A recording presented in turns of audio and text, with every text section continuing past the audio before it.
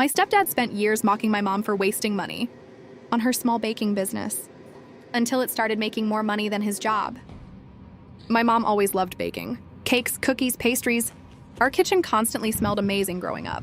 Friends and neighbors used to beg her to start selling her desserts professionally because they were that good. But my stepdad hated the idea. He constantly called it a little hobby and said businesses like that never actually succeed. Still, my mom eventually started taking small custom orders from home. At first, it was just birthday cakes for family friends. But slowly, word started spreading. People began posting her desserts online. Local businesses started contacting her for events. And honestly, her cakes looked better than most bakery stuff in our city.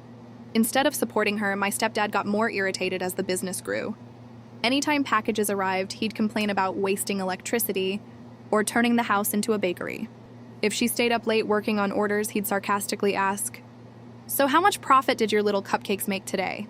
My mom usually stayed quiet because she hated conflict. But I could tell his comments were hurting her. Then during a family dinner, he embarrassed her in front of everyone. One of my relatives complimented her cakes and asked how business was going. Before my mom could answer, my stepdad laughed and said, "Let's not pretend she's running a real company." The table got really awkward after that. But my mom just smiled quietly and changed the subject. A few months later, everything changed. One of her dessert videos randomly went viral online. I'm talking millions of views. Suddenly, she started getting huge orders every week. Wedding requests, corporate events, brand sponsorships. She eventually made enough money to rent a small commercial kitchen and hire 2 employees. And the craziest part? She ended up making more money than my stepdad.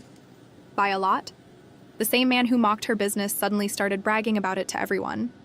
He'd introduce her as an entrepreneur and act like he supported her the whole time. But my mom never forgot how he treated her when nobody else believed in her. Last year, she finally divorced him. And during the divorce process, he actually tried asking for part of the business because he helped support it emotionally.